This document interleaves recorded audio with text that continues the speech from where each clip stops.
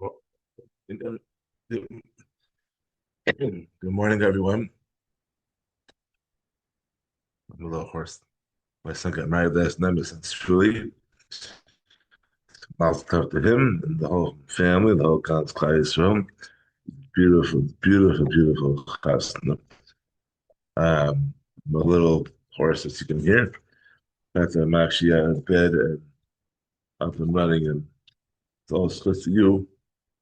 Yeah, I give the shiur.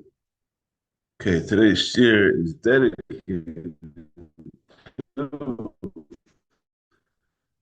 my son and my daughter-in-law.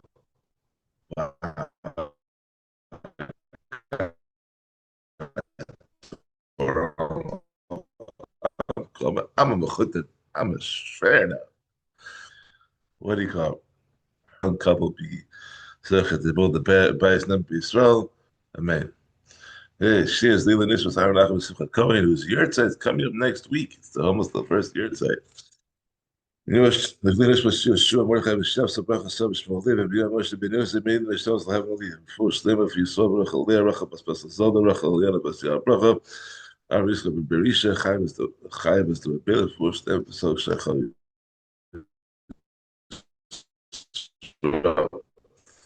and she Slach Tzvinoach and Bracha Rachel and Shmuel Tarab and recover. And as always, shout out to our good friends at the Imperial Advisory Group. We are in need of help from the CFO on demand. Please reach out to them at imperialgrp.com. Okay, today we're learning Perek Zion. And Perek Zion, Perek Tes, and Perek Yud all deal with the laws of Gezela, theft. Perek Tes is something different, which we'll find out in a couple of days. There are two types of ganav. There are two types of thieves. There's a ganav who does everything secretly, and a gazlan who steals openly by force or by threat. They have different laws. A ganav, not only does he have to return the stolen item, but he must also pay a fine. Which is called kefil.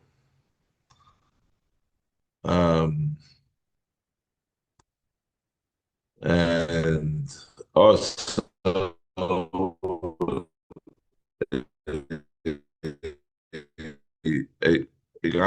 he also has to pay Tashlume Arba Chamisha, the fourfold or fivefold payment. If he steals a sheep or a goat, and if he steals an ox and slaughters it or sells it, he pays five times the value.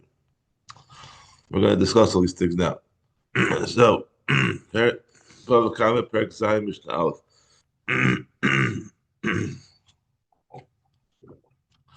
Meruba midas tashlume kiva memidas tashlume abrav chamisha.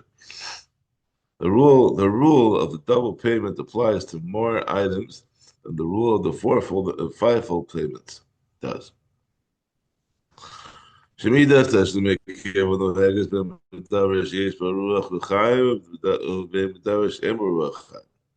The rule of the double payment applies to the theft of both living beings and non-living beings. While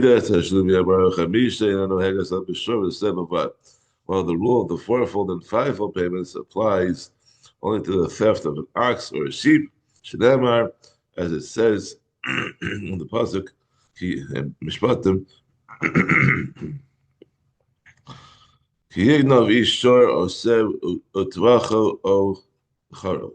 if a man shall steal an ox or a sheep and he slaughters it or sells it, he shall pay 5 cattle in place of the ox and 4 sheep in place of the sheep. Ein hagonev achar haganav mishtam mishad l'shum. One who steals an item from a thief does not make the double payment, neither to anyone, not to the owner, nor to the thief.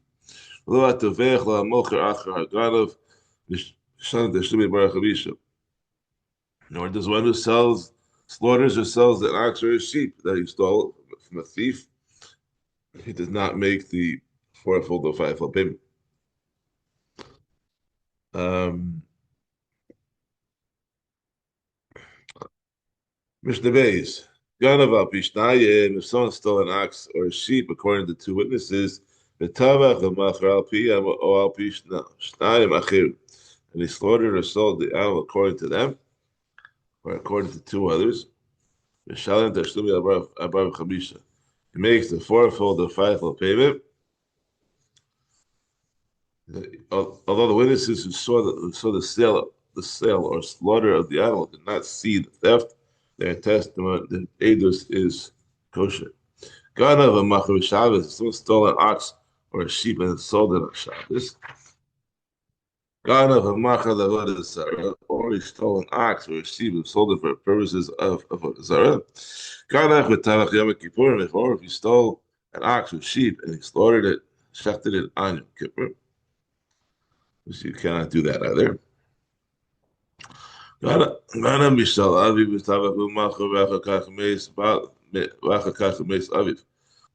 an ox or a sheep from his father and slaughtered, shechted it, or sold it, and afterwards his father died. Or he stole an ox or a sheep and shechted it, and afterwards he was makdish it. He donated it to the Beis Hamikdash treasury. In all these cases, he makes the fourfold or fivefold payment. If someone stole an ox or a sheep and shechted it to use the meat for healing purposes and not for food, or he shechted it for the purpose of feeding it to the dogs, or he slaughtered it and it is found to be a treifa, which may not be eaten, or if he shechted a non-consecrated animal in the Azara of the Beis Hamikdash, and therefore made it aser. In all these cases, he makes the fourfold or fivefold payment. So even though the shechita did not make the animal fit to be eaten, or the thief did not intend for the animal to be eaten, there's still an act of shechita, and he has to pay.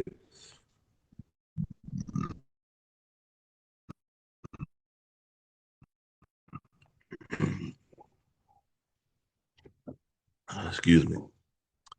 Rabbi Shimon patches him from the fourfold and fivefold payment in these two cases. It's an act of shechting.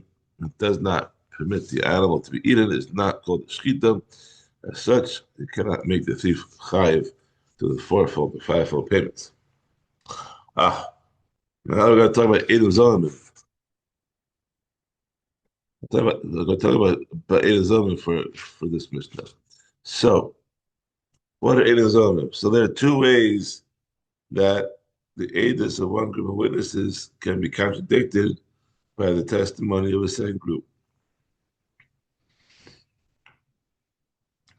So the first option is that one group of witnesses testifies that they saw an event at a certain time and place, and then a second group of witnesses testifies that they were in that place at that time and saw the event that did not, and so that so that the event did not occur. In this case, the edus of both groups are treated equally.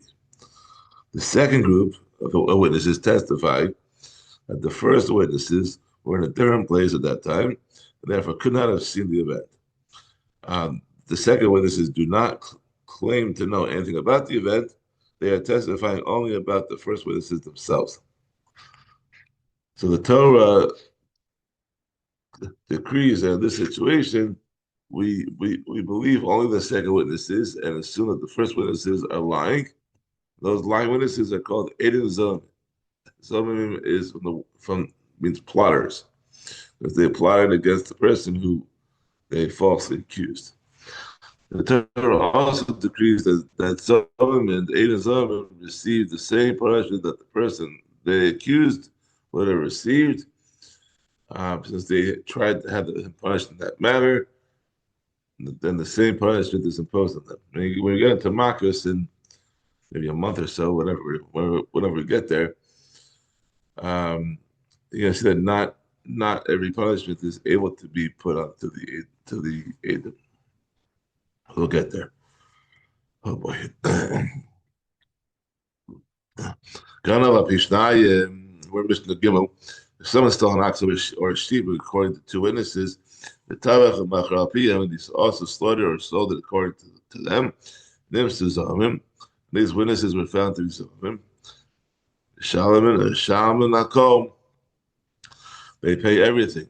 They pay the entire fourfold or fivefold payment to the person they accuse of stealing, because that's the punishment that he would have received according to their edus. Ganav Apishnayim, if someone stole an ox according to two witnesses with Tavach and Machar Apishnayim Eidim, Ashnayim Echad.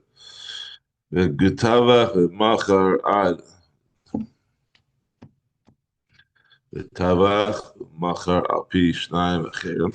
And he shechted or sold it according to two others.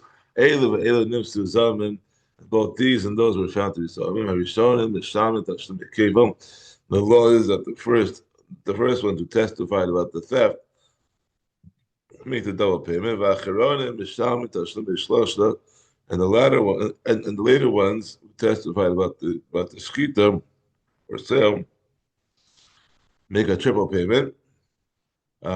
The first witnesses pay twice the value of the ox because they accused someone of stealing, which would have obligated him to pay double. And the second witnesses pay 3 times the value of the ox because they accused him of shechting or selling it, which would have obligated him to pay an additional 3 times its value, which is the second part of the fivefold payment. There's only the later witnesses who testified about the shchita or sale were found to be Zomemim, but the first ones who testified about the theft were not found to be Zomemim. The thief makes the double payment. The later witnesses make a triple payment. Since the edus about the theft is valid, the thief must make the double payment, but he does not make the additional triple payment because the edus about the shchita or the sale was rejected. Rather, it is the Zomim who must make the triple payment. Even if only one of the later ones that testified about the shchita or sale was found to be Zomim, but the edus shniya. The second edus is rejected because only a single witness remains of the second pair. As a result, the thief no longer has to make additional triple payment, and both of the later witnesses, including the one found to be a Zomim, are also exempt. Even if only one of the first ones who testified about the theft was found to be a Zomim, but look, all the edus is possible. No shchita or sale. Since you do not know that he stole the animal, the fact that he shechted or sold the animal does not obligate him to pay anything. That's might be his. In this case, therefore, the accused person and both pairs of witnesses are exempt from all payments. Mishnah Dalet. Ganav al pishnai, if someone stole an ox or a sheep, according to two witnesses, the tavach of machar al pi echad or al pi atzmo, and he shechted or sold the animal according to only one witness or according to himself. He makes the double payment because two witnesses testified that he stole the animal. He does not make the fourfold or fivefold payments because the edus of a single witness of his own admission is not enough to obligate him to pay. If someone stole an ox or a sheep and then shechted it on Shabbos, or he stole an ox or a sheep and shechted it for idolatry. Or he stole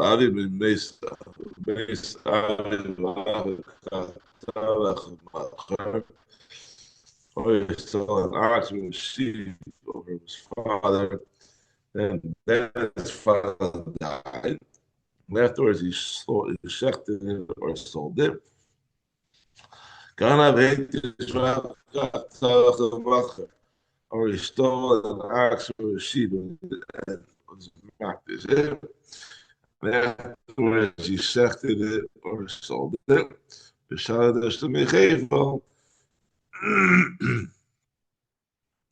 In all these cases, he makes double payment.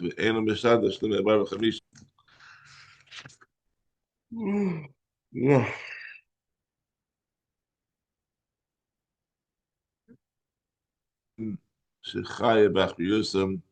If he stole and shechted a animal that was consecrated, for which the owner is responsible, he makes the fourfold of fivefold payment to the owner, because the owner is responsible for the animal. It is still his property, and the thief must therefore pay for it. However, if he stole and shechted a consecrated animal, an animal that was hektish, for which the owner is not responsible, pater, he's pater from payment. As we said that we said previously that I don't remember.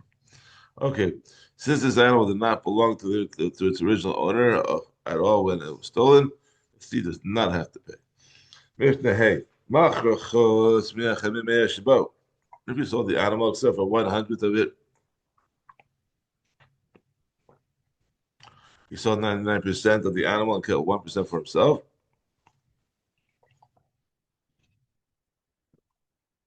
Oh, or if he had part ownership of it because he stole it. Hashochet with his nabel biyado, or if he slaughtered it, it became an avela in his hand. Means he shechted the animal incorrectly, that by making it an avela, which may not be eaten. Hano cheva ma'aker, or if he slit the pipes lengthwise or tore the pipes out, which are invalid forms of shechita.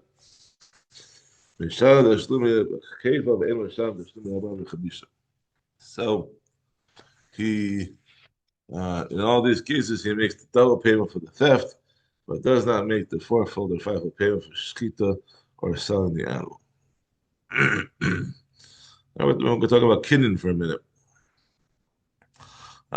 What's a Kinyan? When someone buys something, he doesn't acquire it until he performs a Kinyan, an act of acquisition. Similarly, if one takes something from another person without permission, he has not committed theft, which makes him subject to the obligations of a thief until he performs a Kinyan. Therefore, if you stole an ox or a sheep and then slaughtered and then shechted or sold it before he performed a Kinyan, he is not chayiv to make the fourfold or fivefold payment. There are several types of Kinyan that you can do with the animal. One is a simple act of pulling the animal, which is called a shiur.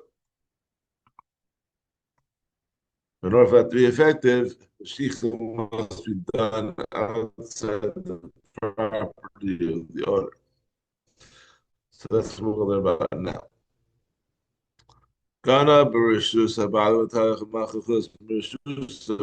stole the animal when it was inside the owner's property and shechted it or sold it outside the owner's property. Or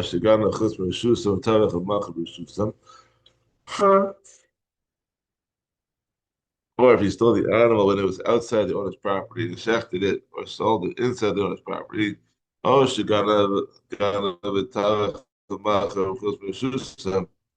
he stole the animal, shechted it, or sold it outside the owner's property, he must make the fourfold of payment. Since in all these cases he must have pulled the animal just a short distance when it was already outside the owner's property, he performed a valid act of shiur, which makes him subject to the obligations of a thief, including the fourfold and fivefold payment. If he stole the animal and slaughtered it and sold it into the and the owner's property.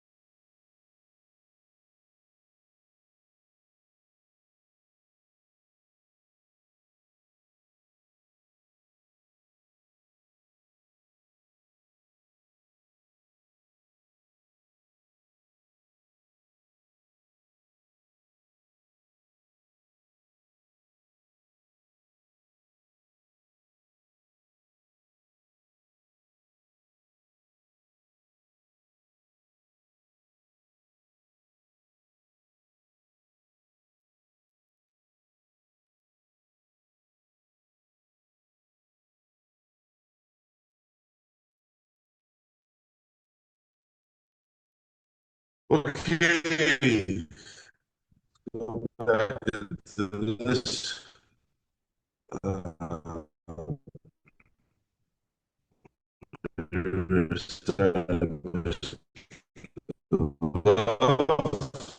so I did yes, the mace from shoes but if a thief found an animal in the owner's cabinet, and as he was pulling it out, it died while still in the owner's property.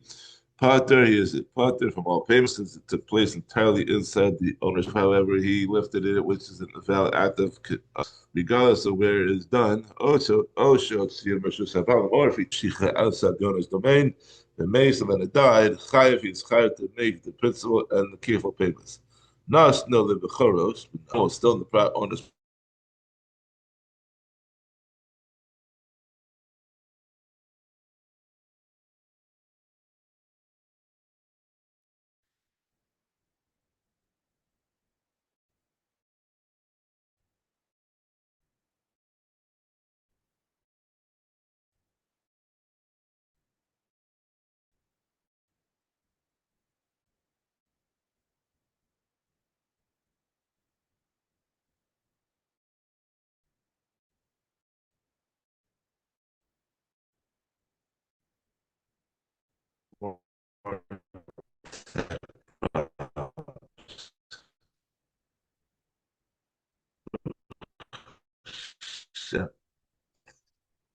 So no, but no.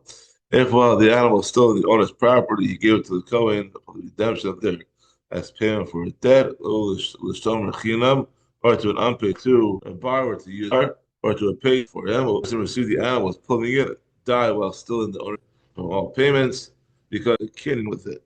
No Kinyan. However, if lifted.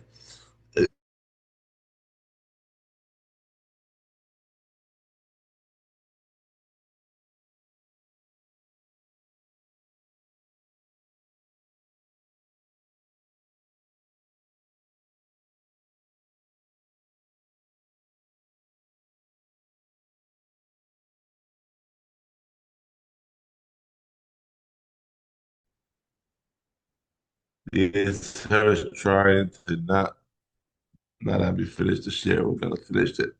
Three, four, much the Bava.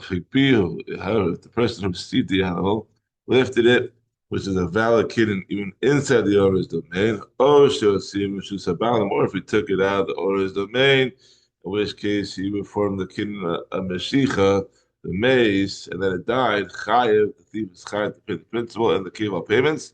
In all these cases, the thief is asked the recipient to do the kidney for him. The recipient therefore acted as the thief's agent, and the rule is that an act done by an agent is viewed as though it was done by the person who asked to do it. Shlichush Adam Kimoso.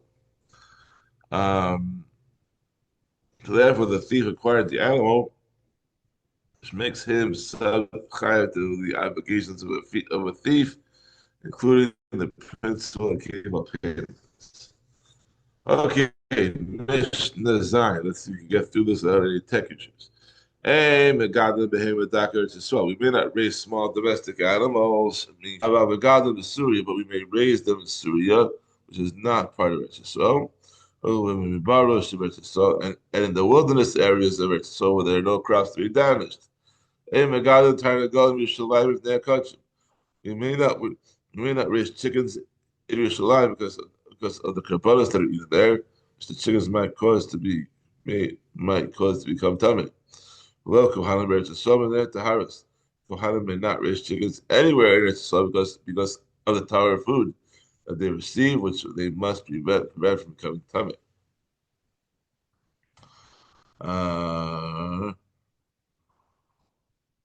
Because you're scared that the chickens might make the truma tummy. That's a problem. Lo yigadol adam as hakelev ala im came hayakasher b'shel shelas. A person may not raise a dog unless it is tied up with a chain, because an untied dog might frighten the pregnant woman and cause her to miscarry. The aim person nishbim yonim imkin hayarachas min yishuv shloshim. We may not spread traps for wild dogs unless the trap is at least 30 risks away from the nearest settled area, because a trap that is closer to a settled area might capture dogs that belong to the people who live there. Okay, that's all for today. Thank you for joining us, and we'll see you tomorrow for Perek. Have a wonderful day.